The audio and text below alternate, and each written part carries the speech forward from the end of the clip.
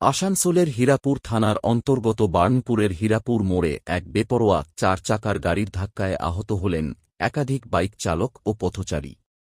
স্থানীয় সূত্রে জানা যায়, একটি দ্রুতগতির গাড়ি প্রায় 300 মিটার রাস্তা জুড়ে একাধিক ব্যক্তিকে ধাক্কা মারে, যার ফলে কয়েকজন গুরুতর জখম হন। ঘটনার পরই স্থানীয়দের তৎপরতায় আহতদের দ্রুত নিকটবর্তী হাসপাতালে ভর্তি করা হয়।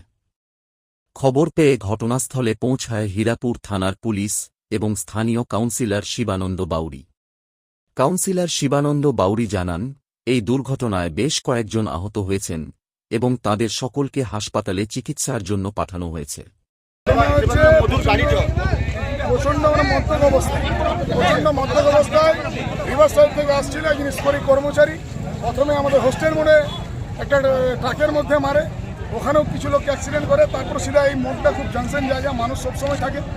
হঠাৎ করে এয়ারব্যাগ বেরিয়ে যায়, ওখানে এয়ারব্যাগ বেরিয়ে গেছে। এখানে এত জোরে এসে 3-4 জন ছেলের জামাতার ছেলে ছিল, আমাদের পোলট্রির দোকান করে একজন মধুদার ছিল, ওদের 2-3 জনের পা ভেঙেছে। এখন আপাতত পরিস্থিতি একটু নিয়ন্ত্রণে, পুলিশ এসছে। পুলিশ এসে সবাইকে আমাদের এখানে সবাই স্থানীয় ছেলেরা মিলে ওদেরকে উদ্ধার করে হসপিটালে পাঠানো হয়েছে এবং পুলিশও এখানে দাঁড়িয়ে আছে। এই জায়গাটা সদস্য যাতে করে তাদের ট্রিটমেন্টের যাতে ব্যবস্থা করে। একজন নিউটাউনের আছে, বিভিন্ন জায়গায় মেরেছে।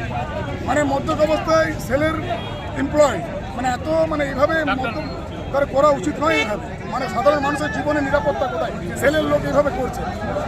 সূত্রের খবর, গাড়ির চালককে পুলিশ আটক করেছে। প্রাথমিকভাবে জানা যাচ্ছে, গাড়িটি এক চিকিৎসকের মালিকানাধীন।